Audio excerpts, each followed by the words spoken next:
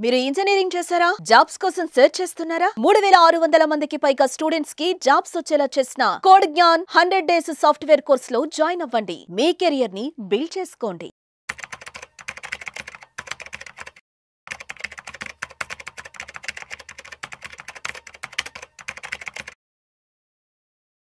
Welcome to Vishnu talks. నేను మీ విష్ణు. ప్రస్తుతం నాతో పాటు senior stock market analyst Sundararamareddy గారు ఉన్నారు. వారితో మాట్లాడదాం. సార్, సుందరరామరెడ్డి గారు నమస్తే సార్. నమస్తే అండి. సుందరరామరెడ్డి గారు, వెల్కమ్ టు విష్ణు టాక్స్.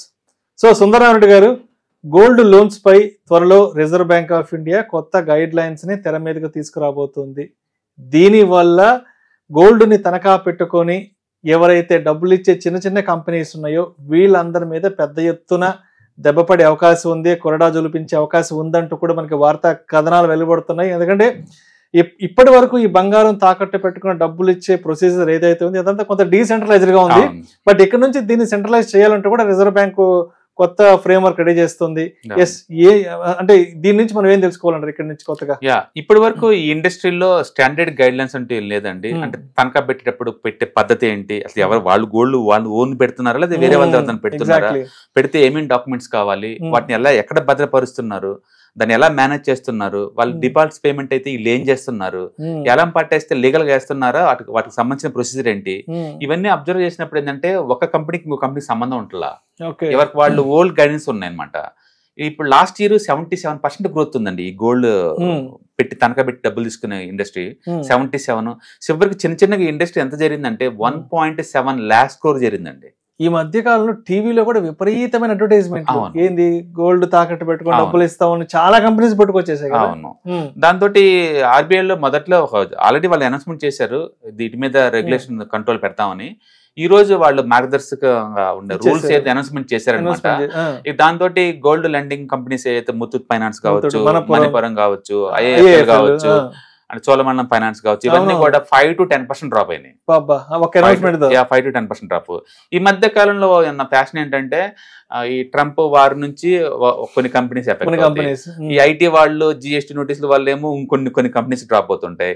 అంటే ఈ రోజు మళ్ళీ నైట్ ట్రంప్ ఏదో ఫార్మా మీద ట్యాక్స్ వేస్తారంట, రేపు ఫ్రైడే మళ్ళీ ఫార్మా సెక్టర్ మళ్ళీ ఇంకో డ్రాప్ అవుతుంది. ఇప్పుడు ఆర్బీఐ కూడా బహుశా మేము ఎందుకు సైలెంట్ గా ఉండాలన్నట్టున్నారు. వీళ్ళు గోల్డ్ మైనింగ్ కంపెనీస్ మీద, లెండింగ్ కంపెనీస్ మీద ఫోకస్ చేస్తున్నారు. ఏదో ఒక న్యూస్ మీద ఏదో ఒక సెక్టర్ కొలాప్స్ అవుతూనే ఉంది.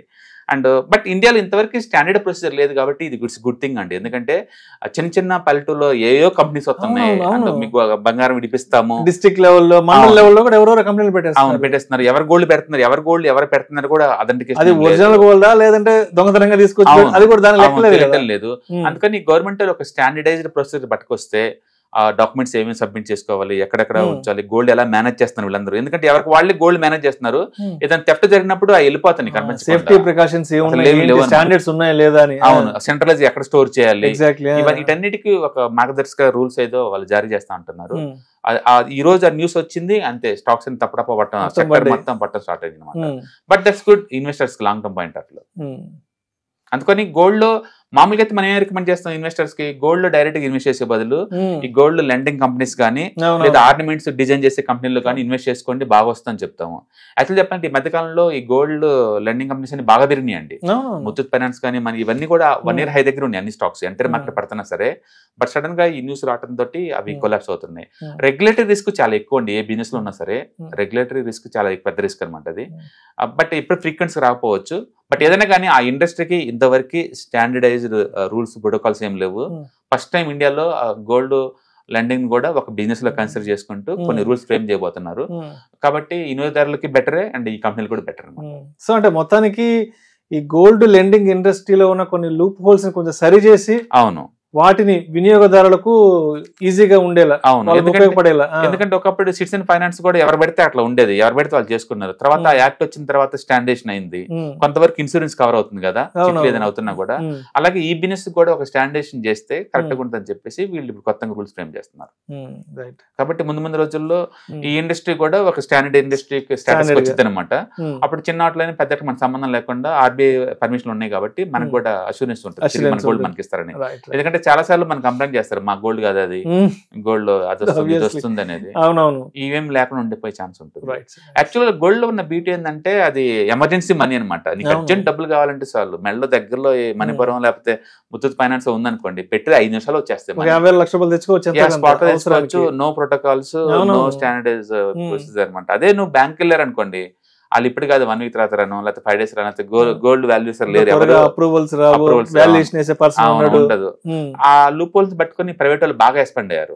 ఎంత అంటే వాళ్ళు టీవీ ఆన్ చేస్తే ఎవరి 10 నిమిషాలకు ఒకసారి వస్తుంది నీకు యాడ్స్. గోల్డ్ రూరల్ గా ఇది బాగా ఇంపాక్ట్ Impact తీసుకెళ్ళింది. వచ్చింది. అంటే ఏదైనా వ్యవసాయ అవసరాలకు వెంటనే డబ్బు అవును. కావాలన్నా కూడా వెంటనే ఏదో ఒక గోల్డ్ ఆర్నమెంట్ తీసుకెళ్లి 1 లక్ష 2 లక్షలు తెచ్చుకునే అంత వెసులుబాటు ఈ మధ్యకాలంలో బాగా కలిగింది. అంత రేట్ కూడా gold last year almost 30% rise అయిందండి. అవును. అందుకని ఈ గోల్డ్ అసలు వీళ్ళు ఏం చేస్తున్నారు, స్టోర్ చేసి ఏం చేస్తున్నారు, ఎలా పట్టేస్తే ఎలా ఇస్తున్నారు, కస్టమర్ ఇన్ టైంలో పే చేయలేకపోతే వీళ్ళు ఫాలో అయ్యే ప్రొసీజర్స్ ఏంటి, ప్రోటోకాల్స్ ఏం లేవు ఇండియాలో. ఒక కంపెనీ వాళ్ళు ఒక్కోలాగా డీల్ చేస్తున్నారు. అందుకని వీటన్నిటిని ఒక సెంట్రలైజ్ తీసుకొద్దామని చెప్పేసి ప్రోటోకాల్స్ డిజైన్ చేస్తున్నారు. దాంతో స్టాక్ మార్కెట్ లో ఏం లూపోల్స్ మనకు తెలియదు కదా, ఇన్వెస్టర్స్ ఒకసారి భయం తోటి అమ్మేసుకోవటం ఏం చేస్తారు. బహుశా ప్రాడక్ట్ బుకింగ్ కూడా అనుకోవచ్చు, ఎందుకంటే ఈ మధ్య ఎంటైర్ మార్కెట్ డ్రాప్ అవుతుంది, డ్రాప్ అవ్వలేదు అనమాట. సో ఇవి drop. Thank you sir, thank you so much.